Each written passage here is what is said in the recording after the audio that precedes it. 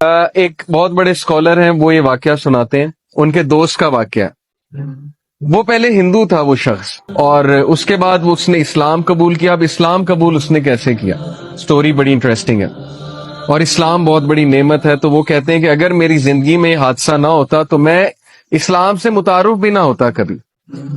حادثہ یہ ہوا کہ MBBS کی تیاری کر رہے تھے وہ، اور دبا کے انہوں نے تیاری کی، ہندو تھے، اور he wanted to get into the top medicine college of USA میں ٹاپ میڈیسن کے کالج میں جانا چاہتے۔ اب جب انٹری ٹیسٹ وغیرہ دیا اور ایگزامز ہوئے تو فیل ہو گئے، اس میں کلیئر نہیں کر پائے اور MBBS میں نہیں جا سکے۔ اب آپ لوگ اس سے ریلیٹ کر پائیں گے کہ بہت سے لوگ انجینئرنگ میں جانا چاہتے ہیں، MBBS میں جانا چاہتے ہیں، ان کا ایک گول ہوتا ہے، اس گول کے مطابق ظاہر ہے کہ وہ محنت کرتے ہیں، اور اگر وہ گول اچیو ہو جائے تو وہ خوش ہوتے ہیں، اگر وہ گول نہ اچیو ہو تو پھر نیچرل ہے، تھوڑی بہت ڈپریشن ہوتی ہے، تھوڑی بہت وری آتی ہے، انگزائٹی آتی ہے، وہ نیچرل ہے، فطری ہے، ہم انسان ہیں۔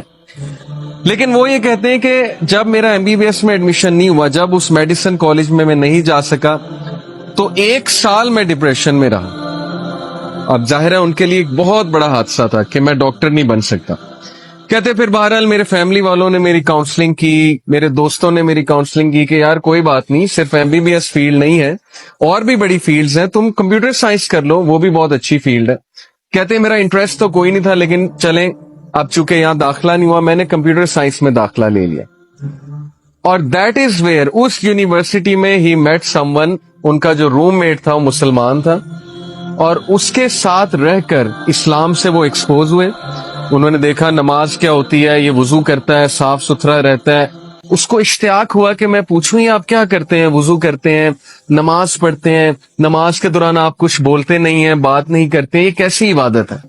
یہ پوچھ کے اس کا اسلام میں بہت انٹرسٹ بڑھا، انہوں نے اسلام کو پڑھا، اور ماشاءاللہ اب وہ مسلمان ہیں، اور ان کے بچے اسلامک اسکول میں پڑھ رہے ہیں امریکہ میں، اور وہ جو اسکالر تھے وہ ان کے بچوں کو پڑھاتے ہیں۔ تو انہوں نے ایک دن انہیں پوری اپنی زندگی کی ایک کہانی سنائی کہ اگر میری زندگی میں فیلئر نہ آیا ہوتا، اگر MBBS میں فیل نہ ہوا ہوتا اور میں کمپیوٹر سائنس کرنے اس کالج میں نہ جاتا، تو میں کبھی اس مسلمان سے نہ ملتا، اسلام نہ دیکھتا، اور آج میرے بچے مسلمان نہ ہو۔ تو یہ واقعہ میں نے آپ لوگوں کو کس لیے سنایا کہ ہمیں اللہ تعالیٰ پہ ٹرسٹ ہونا چاہیے۔